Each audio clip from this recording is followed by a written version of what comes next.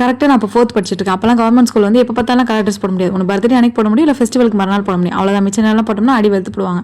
அப்படி தான் கிளாஸில் வந்து ஒரு பொண்ணு இருந்துச்சு. நல்லா ஹைட்டாக ஒயிட்டாக வெள்ளையாக இருக்கும். அந்த பொண்ணை பார்த்தோம் அப்படின்னா நாங்கள் வந்து எல்லாரும் த்ரிஷான்னு சொல்லிடுவோம். ஏன்னா ஹைட்டாக ஒயிட்டாக வெள்ளையாக இருக்க பொண்ணுங்களாம் நாங்கள் வந்து ஹீரோயின் அப்படின்னு சொல்லி நினச்சிக்கிட்டு நாங்களே வந்து அவங்கள வந்து கிளாஸோட ஹீரோயினாக நினச்சிருவோம். அப்படி தான் அந்த பொண்ணு பர்த்டே அன்னைக்கு ஒரு சிவப்பு கலர் மேலே ட்ரெஸ்ஸும் கருப்பு கலர் கலந்த மாதிரி ஒரு சூப்பரான ட்ரெஸ் போட்டு வந்துச்சு. அதை பார்த்தோம் நாங்கள் கிளாஸில் டிஸ்கஸ் பண்ணுறோம், இது என்ன ட்ரெஸ் ஆடி இருக்கும், என்ன ட்ரெஸ் ஆடி இருக்கும்னு கேட்குறோம். எங்களுக்கு அப்போ அந்த கூகுள் எதுவுமே கிடையாது. அதனால் நாங்கள் எப்படி எங்களால் தெரியாது அதெல்லாம். அந்த பொண்ணுகிட்டே போய் கேட்போம் அப்படின்னு சொல்லிட்டு அந்த பொண்ணை போய் கேட்குறோம், இது என்ன ட்ரெஸ்ப்பா அப்படின்னு கேட்டது. இது அனார்கலி உனக்கு தெரியாதா அப்படின்னு சொல்லிட்டு. ஓ அனார்கலியா, சரி சரி அப்படின்னு சொல்லிட்டு அனார்கலியை மட்டும் மண்டையில் நோட் பண்ணி வச்சாச்சு. நோட் பண்ணி வச்சுட்டு எங்கள் அக்காவுக்கு கரெக்டாக பெரியமா பொண்ணுக்கு கல்யாணம் வருது. கல்யாணம் வந்தோடனே எங்கள் அம்மா சொல்கிறேன், அம்மா எனக்கு கல்யாணத்துக்கு அனார்கலி வாங்கி கொடுங்கம்மா அப்படின்னு சொல்கிறேன். எங்கள் அம்மாவும் சரின்னு சொல்லிட்டு கும்போணத்தில் பார்க்கலாம்னு சொல்லிட்டு போகும்போது பார்த்தா ஒரு வெள்ளை கலரில் கருப்பு கலர் மிக்ஸ் ஆகி ஒரு அனார்கலி காட்டுறாங்க. அது பார்த்தா எனக்கு சற்றே உடல் மெலிந்து நான் காணப்பட்டனால எனக்கு அது பத்தாதுன்னு சொல்லி அந்த அனார்கலியை ரிஜெக்ட் பண்ணிடுறாங்க. ஆனால் எனக்கு அந்த அனார்கலி தான் ரொம்ப பிடிச்சிருந்துச்சு. அப்புறம் மதுரையில் போய் எடுத்துக்கலாம்னு சொல்லிட்டு அங்கே போய் ஒரு அனார்கலி எடுத்துகிட்டு இருந்தாங்க பாருங்க.